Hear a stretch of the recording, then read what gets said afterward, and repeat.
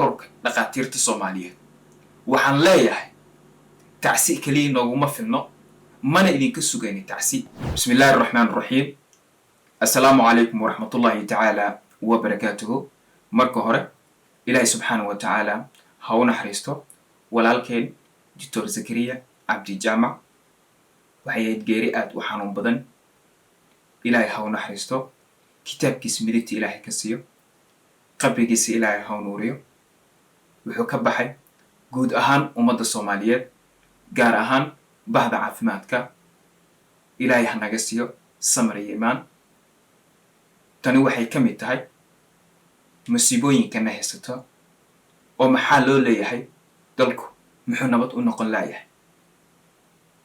maxaa yeelay waxaa maalin walba sidaa loo dilaa aqoon-yahan aanan waxba galabsanin oo waqti la soo geliyo waalidiintiis ku soo xoolo beeleen si uu mustaqbalka wax ugu taro naftiisa, ehelkiisa, dadkiisa iyo dalkiisa.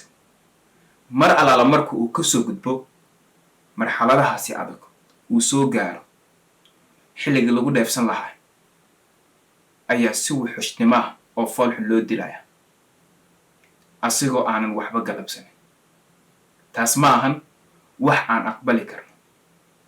waxaan leeyahay bulshada Soomaaliyeed waa in si isku mid ah ay ugu soo horjeestaan arrintan maadaama ay soo laalaabato. waxaan mar kale ka cabsi qabaa oo aan ka digayaa in dhaqaatiir hore leh ay ku baxaan waddadii uu ku baxay walaalkeen Dr. Zakariya.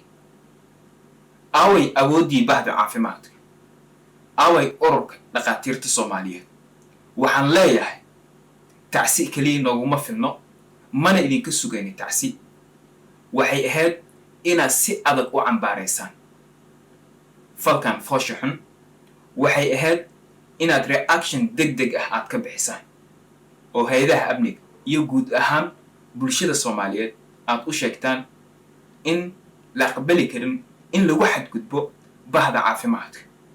waxay ahayd inaad shir degdeg ah isugu imaadaan oo aad muujisaan in arrintan aad uga xuntihiin oo ay tahay wax marna aanan aqbali doonin. maahan marka ugu horeysay dhaqaatiir badan ayaa ku baxeen falalka noocan oo kale uu ka mid yahay Dr. Xasan Cusmaan oo loo yaqaano Dr. Buurane. Ilaahay ha u naxariistee. intaas kadib bulshada Soomaaliyeed, maamulka Puntland, dowladda dhexe waxaan ka codsanaynaa gacan ku dhiglayaasha sida foosha xun u dilay walaalkeen in cadaaladdu ay horkeenaan. adigaan i daawanayo muuqaalka sheergaree si walaalkeena u helo cadaalad.